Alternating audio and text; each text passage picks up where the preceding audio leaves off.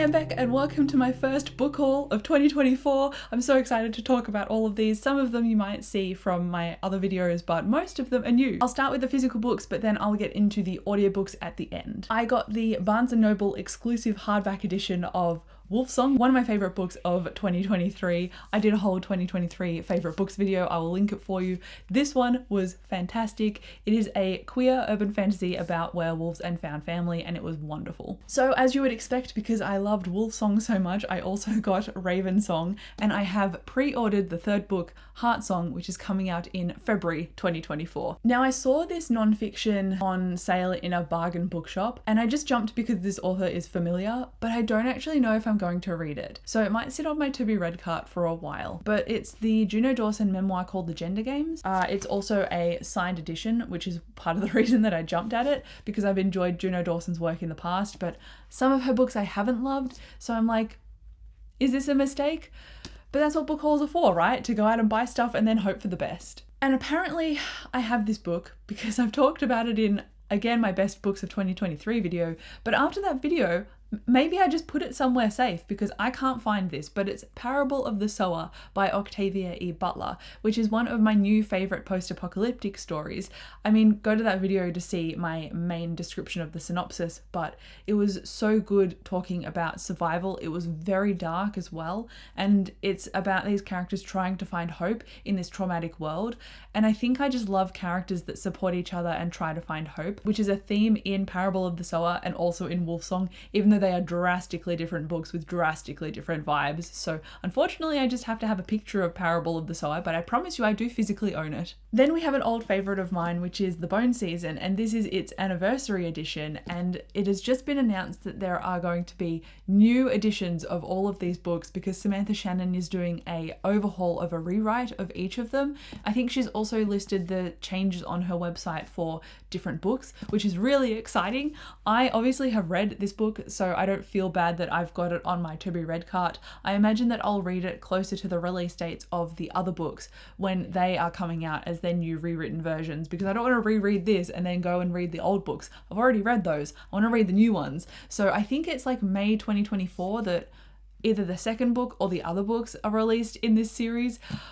It is an urban fantasy series about clairvoyance and a criminal underworld, and our main character getting kidnapped and then having to survive and forming this bond or connection with this warden of this camp, and she's trying to train her clairvoyant abilities to be stronger, and it's just fantastic. I remember adoring this so much. The world building is so strong, and it's just such a slow burning and very well developed book, and I'm really looking forward to revisiting it, but I'm holding myself off until the rest of them come out. Then I was quite nervous to get this one, given that another book by him in 2023 I didn't love as much, but this is Crucible of Chaos by Sebastian de Castell, and this is a spin-off for the Greatcoats series, which I absolutely adored. So the Greatcoats follow Falcio, and he's a traveling lawman slash swordsman, and his king has been killed 6 years ago by the Duke, so there was a whole political plot and unrest, and because all of the Greatcoats like Falcio worked directly for the king, now they are all essentially jobless and they're traveling and they're not trusted because they're called tattercloaks. They're like betrayers.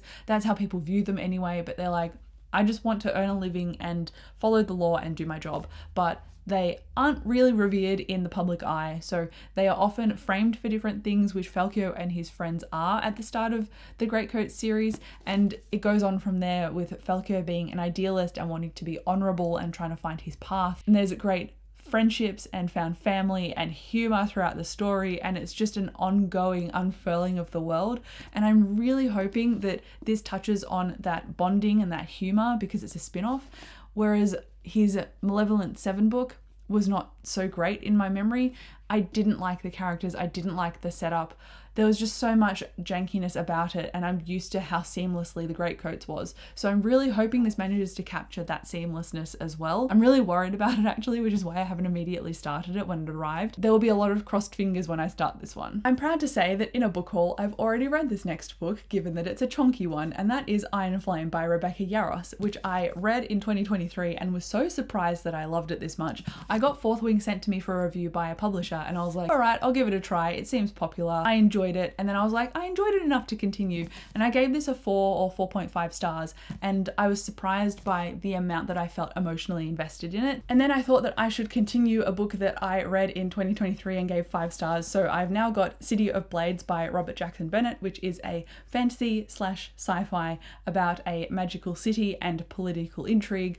I don't want to get too much into it because discovering this as you read it makes it interesting, and so knowing a hook means you kind of know where they're roughly going, and it takes away the fun and intrigue of it. And I think potentially this might be a companion to the first book anyway, because the first book really concluded in a way that had extra threads that you could pursue, but it seemed like the conclusion of particular stories. So I'm looking forward to seeing where this ends up going. And then speaking of continuing series, I got this one for Christmas and I was like, oh, I really should read this. I did a whole recap for it and then I didn't even continue, so it is time, and that is The Fragile Threads of Power by Victoria Schwab, which is the 4th book in her Shades of Magic series, but this one follows different characters and apparently it does have cameos of the older characters too. And I think it's set like a decade after the events of the 3rd book in the initial trilogy. So you can start this, I believe, if you don't really know the old trilogy, but it's probably recommended to know them before you go into this. And, you know, lucky me, I reread all of the trilogy, so I do know them. So this is supposed to be read at some point soon. When will I read it? I don't know, because I'm a little bit intimidated by it, if I'm being honest. I'm not sure I'm going to love it because I thought I loved the trilogy and it wasn't as good as I remember, but this is her new writing, so maybe that could change. Who knows? At some point I'll tell you how I go, but if this doesn't get read in 2024, I'm going to be ultimately very ashamed of myself. And then speaking of being ashamed, if I don't read something, I've got The Sunlit Man by Brandon Sanderson, which is his 4th and final Kickstarter book. And I've read all of his Kickstarters so far, all 3 of them, and they've just gone down in rating for me. So the fact that this is the 4th one, and I've given the last 2 Kickstarter books a 2 stars, it makes me really nervous for this one, but I'm really hoping that because it's related to the Cosmere, so his other fantasy series with interconnected characters and worlds, I'm like, maybe I'll like it. I don't know anything about this because I don't really read a synopsis before I start these, so I'm really hoping that I end up enjoying it. A lot of people have said in my reviews that I probably like this one the most out of all of them, and I'm like, you better be right because I'm so nervous. Then I've got another book that I received for Christmas, so thank you, Maria. I'm very excited to get into this one. It is If I Never Met You, and I believe it is a fake dating story. I love fake dating and how it makes characters trust and connect to each other and realize, actually, yeah, I think I kind of am in love with this person. It's just so wholesome and cute, and it's just built on a comedy of errors that is often inclined to set these 2 people up together for the rest of their lives. They're just so nice and wholesome, and I think after reading all of these fantasy books, or even during reading these fantasy books, I'm gonna need a good romance, and I'm really hoping that I give this a 5 stars. But then deviating far away from romance, I have another post-apocalyptic book called Mad Adam. This was recommended to me after I talked about the Book of the Unnamed Midwife and also Parable of the Sower. This one is by Margaret Atwood, so I believe it's the same author who wrote Handmaid's Tale, so I'm imagining some really dark, gritty stuff from this post-apocalyptic story, but beyond the genre and the author, I don't know anything about it, and I'm very happy to keep it that way because I don't want to know too much before I start. I just know that this is quite a popular series, like really popular, so I'm like, surely I will enjoy it. And then last for my physical books, I've got The Atlas Complex by Olivia Blake, and I've just reread the first 2 books and done a recap for this one, so I'm looking forward to getting to this 3rd book. I'm also really nervous about it because when it comes to the last book in a series, you want it to be good.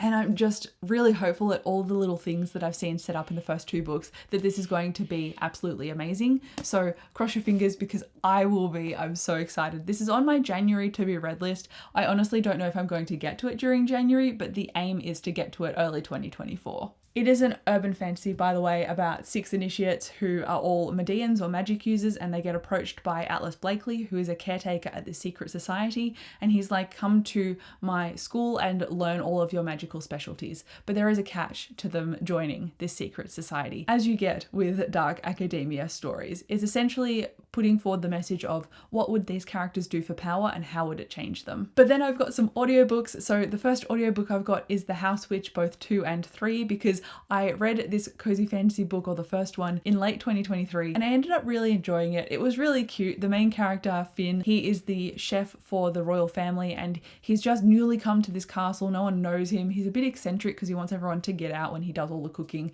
but he's actually a witch, and witches are frowned upon, very much so because of their reputation. But he's like, my magic is house magic, so the more cozy and trusting people are, the more magic and more powerful I get. So he creates this kind of foundational found family with all of the crew and the soldiers and the royal family around him, and we see all of their relationships flourish, and I really enjoyed it. So I'm like, it's cozy, it's cute. I think I could use some of that interspersed with some of like the darker post-apocalyptic stuff I'm probably going to be reading. So I got books 2 and 3 on Audible, and I'm really excited about getting to them at some point. I don't think it will be immediately, but at some point. Then I pre-ordered Mislaid in Parts Half Known, which is the next Seanan McGuire book in the Wayward Children series. I've started reading this while I'm filming this video, and I'm like 5% in, and it's already talking about all of the books that have come before it. So even though on some of the novellas you could jump in and kind of read In an Absent Dream, for example, and kind of get a taste, I would recommend starting from scratch with this series in order to read Mislaid in Parts Half Known, because it requires some foundational knowledge. And then lastly, I have 2 audiobooks. So one of them is Stariel, and I think it's a cozy fantasy fae story.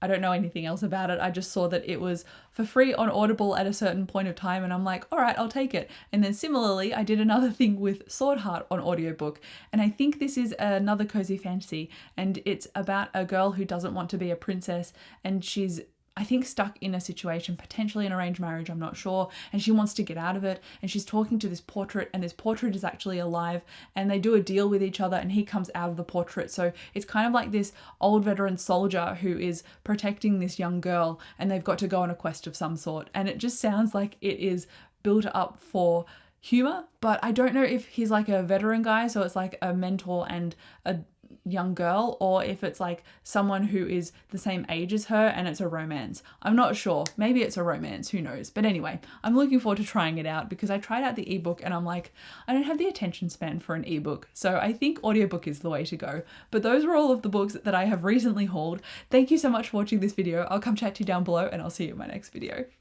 Bye.